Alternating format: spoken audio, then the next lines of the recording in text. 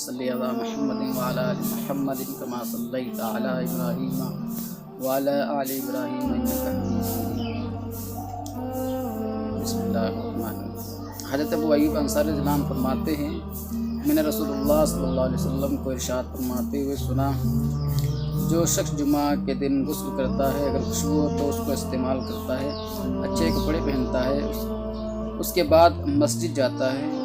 پھر مسجد آ کر اگر موقع ہو تو نفل نماز پڑھ لیتا ہے اور کسی کو تکلیف نہیں پہنچاتا ہے،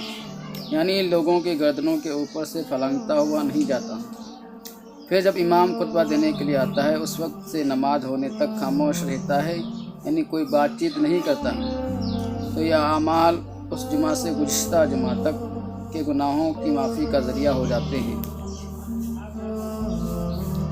حضرت سلمان فارسی رضی اللہ عنہ روایت کرتے ہیں کہ رسول اللہ صلی اللہ علیہ وسلم نے ارشاد فرمایا، جو شخص جمعہ کے دن غسل کرتا ہے، جتنا ہو سکے پاکی کا اہتمام کرتا ہے اور اپنا تیل لگاتا ہے یا اپنے گھر سے خوشبو استعمال کرتا ہے، پھر مسجد جاتا ہے، مسجد پہنچ کر جو آدمی پہلے سے ساتھ بیٹھے ہوں ان کے درمیان نہیں بیٹھتا اور جتنی توفیق ہو جمعہ سے پہلے نماز پڑھتا ہے، پھر جب امام خطبہ دیتا ہے تو اس کو توجہ اور خاموشی سے سنتا ہے، اس جمعہ سے گزشتہ جمعہ تک کے گناہوں کو معاف کر دیا جاتا ہے۔ حضرت ابو ہریرہ رضی اللہ عنہ روایت کرتے ہیں کہ رسول اللہ صلی اللہ علیہ وسلم نے ایک مرتبہ جمعہ کے دن ارشاد فرمایا، مسلمانوں، اللہ تعالیٰ نے اس دن کو تمہارے لیے عید کا دن بنایا ہے، لہذا اس دن غسل کیا کرو، مسواک کا اہتمام کیا کرو۔ حضرت ابو امامہ رضی اللہ عنہ روایت کرتے ہیں کہ نبی کریم صلی اللہ علیہ وسلم نے ارشاد فرمایا، جمعہ کے دن کا غسل گناہوں کو بالوں کی جڑوں تک سے نکال دیتا ہے۔ حضرت ابو ہریرہ رضی اللہ تعالیٰ عنہ فرماتے ہیں کہ رسول اللہ صلی اللہ علیہ وسلم نے ارشاد فرمایا، جب جمعہ کا دن ہوتا ہے فرشتے مسجد کے دروازے پر کھڑے ہو جاتے ہیں، پہلے آنے والے کا نام پہلے، اس کے بعد آنے والے کا نام اس کے بعد لکھتے ہیں، اور اسی طرح آنے والوں کے نام کے آنے کی ترتیب سے لکھتے رہتے ہیں۔ جو جمعہ کی نماز کے لیے سویرے جاتا ہے اسے اونٹ صدقہ کرنے کا ثواب ملتا ہے، اس کے بعد آنے والے کو گائے صدقہ کرنے کا ثواب ملتا ہے، اس کے بعد آنے والے کو میڈھا، اس کے بعد آنے والے کو مرغی، اس کے بعد آنے والے کو انڈا صدقہ کرنے کا ثواب ملتا ہے۔ جب امام خطبہ دینے کے لیے آتا ہے تو فرشتے اپنے وہ رجسٹر جن میں آنے والوں کے نام لکھے گئے ہیں لپیٹ دیتے ہیں اور خطبہ سننے پہ مشغول ہو جاتے ہیں۔ حضرت یزید بن ابی مریم رحمۃ اللہ علیہ فرماتے ہیں کہ میں جمعہ کی نماز کے لیے پیدل جا رہا تھا کہ حضرت ابایا بن رفاع رحمۃ اللہ علیہ مجھے مل گئے اور فرمانے لگے تمہیں خوشخبری ہو کہ تمہاری یہ قدم اللہ تعالیٰ کے راستے میں ہیں۔ میں نے ابو ابس رضی اللہ عنہ کو فرماتے ہوئے سنا ہے کہ رسول اللہ صلی اللہ علیہ وسلم نے ارشاد فرمایا، جس کے قدم اللہ تعالیٰ کے راستے میں غبار آلود ہوئے، وہ قدم دوزخ کی آگ پر حرام ہے۔ حضرت اوس بن اوس سقفی رضی اللہ تعالیٰ عنہ فرماتے ہیں کہ میں نے رسول اللہ صلی اللہ علیہ وسلم کو ارشاد فرماتے ہوئے سنا، جو شخص جمعہ کے دن خوب اچھی طرح غسل کرتا ہے، بہت سویرے مسجد جاتا ہے، پیدل جاتا ہے، سواری پر سوار نہیں ہوتا، امام سے قریب ہو کر بیٹھتا ہے اور توجہ سے خطبہ سنتا ہے، اس دوران کسی قسم کی کوئی بات نہیں کرتا، وہ جمعہ کے دن جتنے قدم چل کر آتا ہے اسے ہر قدم کے بدلے 1 سال کے روزوں کا ثواب اور 1 سال کی راتوں کی عبادت کا ثواب ملتا ہے۔ حضرت عبداللہ بن عمرو بن عاص رضی اللہ عنہ روایت کرتے ہیں کہ رسول اللہ صلی اللہ علیہ وسلم نے ارشاد فرمایا، جو شخص جمعہ کے دن اچھی طرح غسل کرتا ہے، بہت سویرے جمعہ کے لیے جاتا ہے، امام سے بالکل قریب بیٹھتا ہے اور خطبہ توجہ سے سنتا ہے، اس دوران خاموش رہتا ہے، وہ جتنے قدم چل کر مسجد آتا ہے اسے ہر قدم کے بدلے سال بھر کی تہجد اور سال بھر کے روزوں کا ثواب ملتا ہے۔ حضرت ابو لبابہ بن ابو المنذر رضی اللہ عنہ روایت کرتے ہیں کہ رسول اللہ صلی اللہ علیہ وسلم نے ارشاد فرمایا، جمعہ کا دن سارے دنوں کا سردار ہے، اللہ تعالیٰ کے یہاں سارے دنوں میں سب سے عظمت والا دن یہی ہے، یہ دن اللہ تعالیٰ کے نزدیک عید الاضحیٰ اور عید الفطر کے دن سے بھی زیادہ مرتبے والا ہے۔ اس دن میں 5 باتیں ہوئی ہیں۔ اس دن اللہ تعالیٰ نے حضرت آدم علیہ السلام کو پیدا فرمایا، اسی دن ان کو زمین پر اتارا، اسی دن ان کو موت دی۔ اس دن میں ایک ایسی گھڑی ہوتی ہے کہ جو بندہ اس میں جو مانگتا ہے اللہ تعالیٰ اس کو ضرور عطا فرما دیتے ہیں، بشرطے کہ کسی حرام چیز کا سوال نہ کرے۔ اور اس دن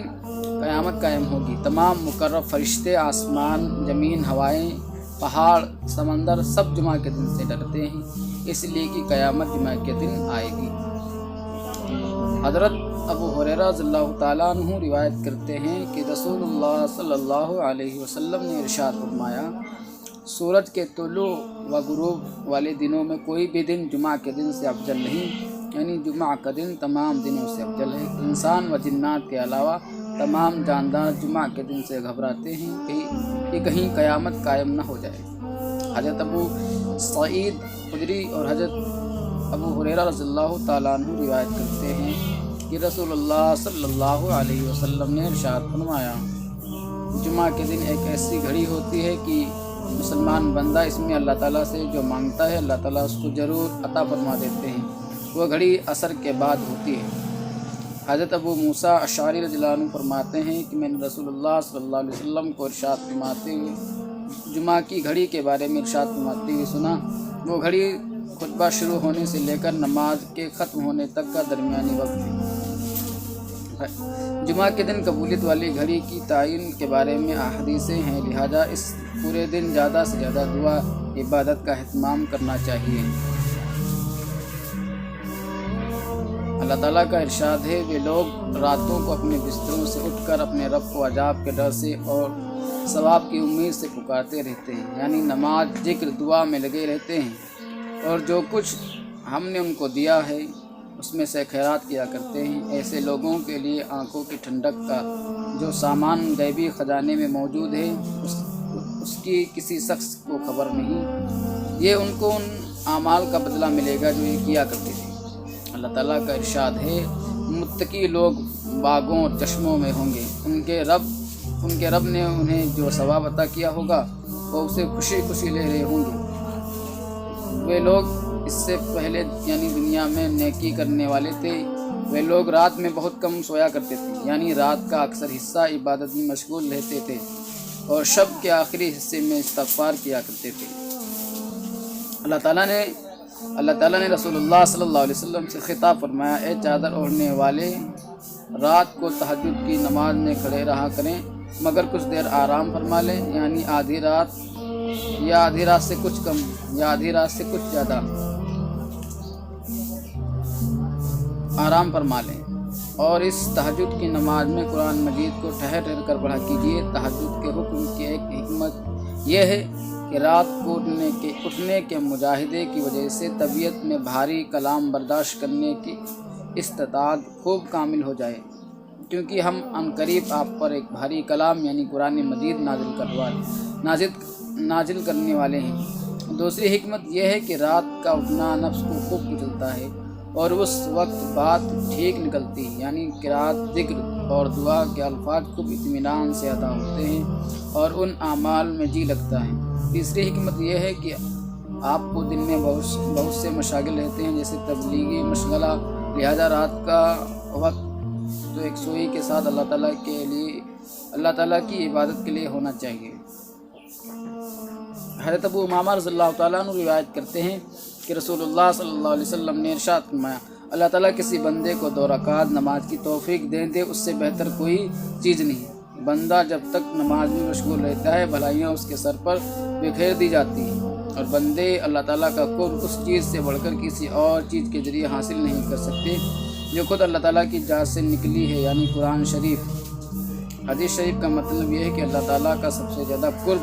قرآن شریف کی تلاوت سے حاصل ہوتا ہے۔ حضرت ابو ہریرہ رضی اللہ عنہ روایت کرتے ہیں کہ ایک قبر کے پاس سے گزرے تو آپ صلی اللہ علیہ وسلم نے فرمایا، یہ قبر کس شخص کی ہے؟ صحابہ نے عرض کیا، فلاں شخص کی ہے۔ آپ صلی اللہ علیہ وسلم نے ارشاد فرمایا، اس قبر والے شخص کے نزدیک 2 رکعت کا پڑھنا تمہاری دنیا کی باقی تمام چیزوں سے زیادہ پسندیدہ ہے۔ رسول اللہ صلی اللہ علیہ وسلم کے ارشاد کا مقصد یہ ہے کہ 2 رکعت کی قیمت دنیا کے ساز و سامان سے زیادہ اس کی صحیح علم قبر میں پہنچ کر ہوگا۔ حضرت ابو بکر رضی اللہ عنہ فرماتے ہیں کہ ایک مرتبہ نبی کریم صلی اللہ علیہ وسلم سردی کے موسم میں باہر تشریف لائے، پتے درختوں سے گر رہے تھے۔ آپ صلی اللہ علیہ وسلم نے ایک درخت کی 2 ٹہنیاں ہاتھ میں لے لی، ان کے پتے اور بھی گرنے لگے۔